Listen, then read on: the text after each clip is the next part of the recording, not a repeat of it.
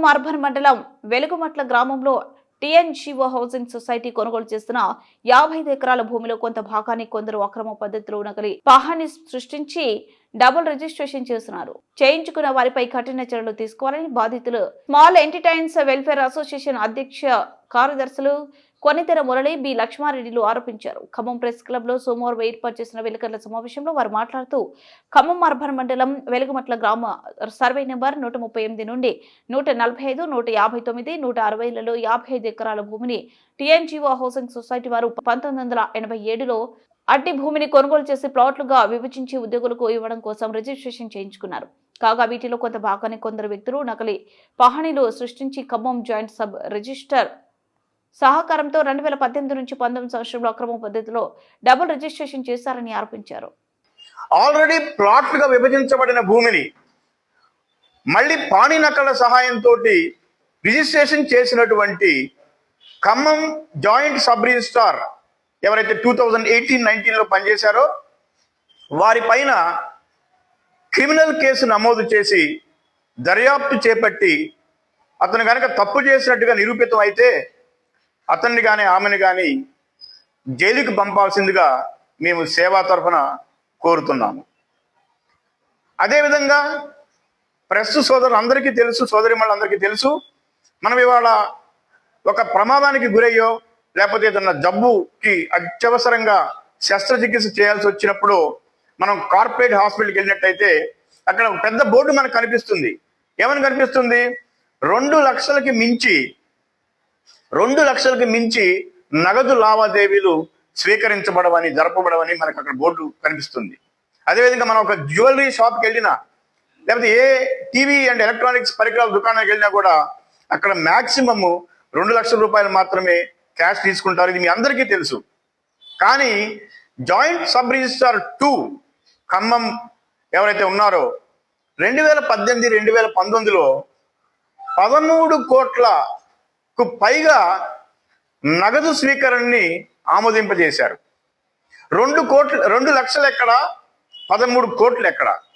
2 లక్షలకి మించి cash transactions allow కానప్పుడు ఖమ్మం జాయింట్ సబ్ రిజిస్ట్రార్ 2 2018-2019లో 13 కోట్ల నగదు లావాదేవీలని ఏ రకంగా అనుమతించారనేది మా రెండవ ప్రశ్న.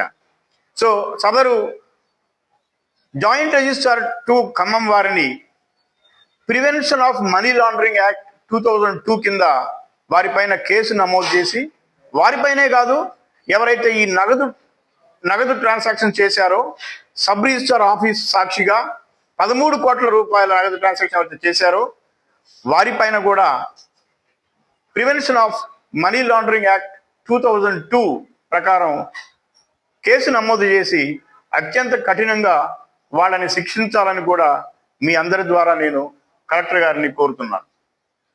ఇక మూడవది, చివరిది అంశం ఏంటంటే ఈరోజు మీ అందరికీ నేను ప్రస్తావించదలుచుకున్నది, ఈ 1987లో ఏర్పాటైనటువంటి వెలుగుమట్లో ఏర్పడినటువంటి ఈ టీఎన్జీఓస్ హౌసింగ్ సొసైటీలో ఒక గ్రీన్ బెల్ట్ ఉన్నది. ఈ గ్రీన్ బెల్ట్ అని కూడా ఇందాక నేను చెప్పినటువంటి భూ ఆక్రమణదారులు ఆ గ్రీన్ బెల్ట్ను కూడా ప్లాట్స్ కింద కన్వర్ట్ చేసి నిస్సహాయులు, అమాయకులైనటువంటి చిరుద్యోగులకి అమ్మటం జరిగింది. ఇందులో ఆశ్చర్యం ఏమీ లేదు. ఏంటంటే ఒకళ్ళ భూమిని, ఒక పార్క్ ఉంటుంది అనుకోండి, ఆ పార్కుని ప్లాట్స్ గా విభజించినప్పుడు సబ్ రిజిస్ట్రార్ గారు ఒప్పుకుంటే రిజిస్ట్రేషన్ చేయడం అందులో మనం ఆశ్చర్యపోయేది ఏమి లేదు.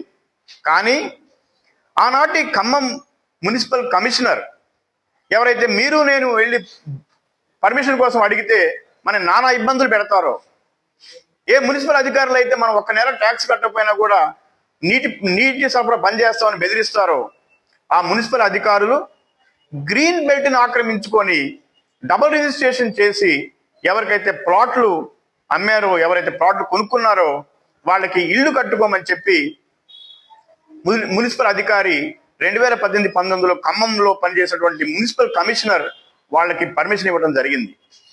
మీ ద్వారా ఈ 2018-19లో ఎవరైతే ఖమ్మం మున్సిపల్ కమిషనర్ ఉన్నారో వారు సరిగా వెరిఫై చేసుకోకుండా, లింక్ డాక్యుమెంట్స్ చూడకుండా, గ్రీన్ బెల్ట్ ఉన్న విషయం గమనించకుండా అక్రమంగా ఇల్లు కట్టుకోవడానికి పర్మిషన్ ఇచ్చినందుకు ఆ మున్సిపల్ కమిషనర్ పైన కూడా తీవ్రమైన చర్యలు తీసుకోవాల్సిందిగా ఖమ్మం జిల్లా కలెక్టర్ గారిని మీ ద్వారా మేము ఇవాళ అడుగుతున్నాం.